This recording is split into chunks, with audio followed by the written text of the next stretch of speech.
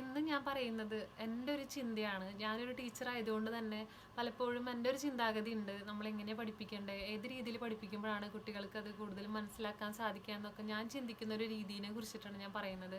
എപ്പോഴും നമ്മളൊരു അധ്യാപിക എന്ന രീതിയിൽ നമ്മൾ നിർബന്ധിച്ച് ആ ഒരു ജോലി ചൂസ് ചെയ്തവരുണ്ടായിരിക്കാം, പിന്നെ ഒരുപാട് ഇഷ്ടം കൊണ്ട് ചൂസ് ചെയ്തവരുണ്ടായിരിക്കാം.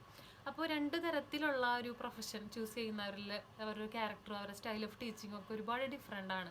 അപ്പോൾ ഞാനൊക്കെ ഒരുപാട് ഇഷ്ടപ്പെട്ട് ചെയ്യുന്ന ഒരു പ്രവൃത്തിയാണെന്നു ടീച്ചിങ് എന്ന് പറയുന്നത്. അതായത് നമ്മൾ പണ്ട് തൊട്ടേ ആ ഒരു സ്കില്ല്, ഒരാൾക്കൊരു കാര്യം, നമ്മൾ ബുദ്ധിമുട്ടായിട്ടുള്ള ഒരു കാര്യം സിമ്പിളായിട്ട് പറഞ്ഞു കൊടുക്കാനുള്ള ഒരു സ്കില്ല് പണ്ട് തൊട്ടേ നമുക്കുള്ളിലുള്ളത് കൊണ്ട് ആ ഒരു നേച്ചറിലാണ് ഒരു ടീച്ചിങ് ആയിട്ട് ചൂസ് ചെയ്തത്. പക്ഷേ ചിലവരൊക്കെ ഒരു ജോലി, പ്രൊഫഷൻ, ഒരു സ്റ്റാറ്റസ് ഒക്കെ വെച്ചിട്ടൊക്കെ ചൂസ് ചെയ്തവരുണ്ടാവും. ടീച്ചിങ് എന്ന് പറയുമ്പോൾ നല്ലൊരു ഹൈ സാലറി കിട്ടുന്ന ഒരു ജോലിയാണ്, മറ്റുള്ളവർ നല്ല സ്റ്റാറ്റസ് അല്ലെങ്കിൽ പറയാനായിട്ട് നല്ലൊരു പ്രൊഫഷൻ, ഇതൊക്കെ ആയത് ചൂസ് ചെയ്ത ആളുകളും ഉണ്ടായിരിക്കാം. അപ്പോൾ അത് ഏതൊരു ജോലിയാണെങ്കിലും അങ്ങനെ തന്നെയാണ്. നമ്മൾ നിർബന്ധിച്ച് ചൂസ് ചെയ്യുന്നതും അല്ലെങ്കിൽ നമുക്ക് ഇഷ്ടപ്പെട്ട ഒരു സോഷ്യൽ സർവീസ് എന്ന രീതിയിലും അല്ലെങ്കിൽ നമുക്കത് നല്ല രീതിയിൽ ചെയ്യാൻ പറ്റും, നമ്മുടെ ഒരു കഴിവ് അതായിരിക്കും എന്ന് വിചാരിച്ച് ചെയ്യുന്നവരും വ്യത്യാസമുണ്ട്.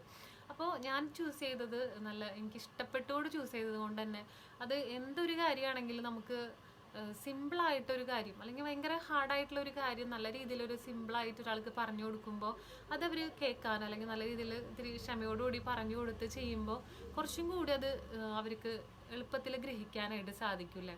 അത് എന്തും അങ്ങനെ തന്നെയാണ്, ഏതൊരു കാര്യം അങ്ങനെ തന്നെയാണ്. അതൊരു മാത്സ് ആയിക്കോട്ടെ അല്ലെങ്കിൽ സയൻസ് ആയിക്കോട്ടെ, ഏതൊരു ടോപ്പിക് എടുക്കുമ്പോൾ ആ ടോപ്പിക്കിൽ നിന്ന് എന്താണ് ആ ഒരു കുട്ടികൾക്ക് കിട്ടേണ്ടത് എന്ന് നമുക്ക് ഫസ്റ്റ് ഒരു ഐഡിയ വേണം.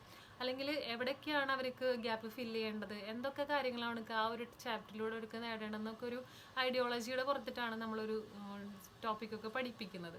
അപ്പോൾ ഇതുപോലെ തന്നെയാണ് ഏതൊരു ടോപ്പിക് എടുക്കുമ്പോഴെങ്കിലും, പ്രത്യേകിച്ച് ഞാനൊരു ഇംഗ്ലീഷ് അധ്യാപിക ആയതുകൊണ്ട് തന്നെ നമുക്ക് എപ്പോഴും അറിയാമല്ലോ, ഇംഗ്ലീഷ് എന്ന് പറയുമ്പോൾ ഒരു പെട്ടെന്ന് എല്ലാവർക്കും അത് ഇഷ്ടപ്പെട്ട ഒരു സബ്ജക്റ്റ് ആവണം എന്ന് ഒരിക്കലും ഒരു നിർബന്ധമില്ല.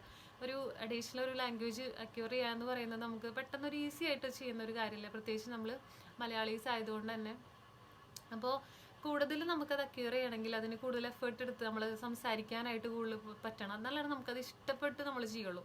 അപ്പോൾ അത് അക്യൂർ ചെയ്യുമ്പോൾ നമുക്ക് എപ്പോഴാണ് നമുക്കൊരു ബുദ്ധിമുട്ട് വരാമെന്ന് വെച്ചാൽ, നമ്മളൊരു സ്റ്റോറി പഠിപ്പിക്കുമ്പോഴോ അല്ലെങ്കിൽ ഒരു ഗ്രാമർ എന്ന് കേൾക്കുമ്പോൾ തന്നെ എല്ലാവർക്കും പേടിയും ഇഷ്ടമല്ലാത്തൊരു ഏരിയ ആണല്ലേ.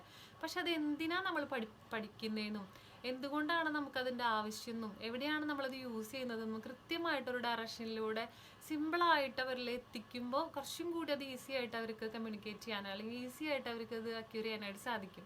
അപ്പോൾ ഇത് തന്നെയാണ് എല്ലാത്തിലും അങ്ങനെ തന്നെയാണ് നമ്മൾ ചെയ്യേണ്ടത്. എപ്പോഴും ടീച്ചിങ് എന്ന് പറയുന്നത് എപ്പോഴും ഒരു നിർബന്ധിച്ച് ഒരു കാര്യം ചെയ്യുന്നതല്ല, നമ്മൾ ഇഷ്ടപ്പെട്ടുകൊണ്ട് നമ്മൾ ഒരു അറിവ് മറ്റുള്ളവർക്ക് പകർന്നു കൊടുക്കുന്നതാണ് ചെയ്യേണ്ടത്.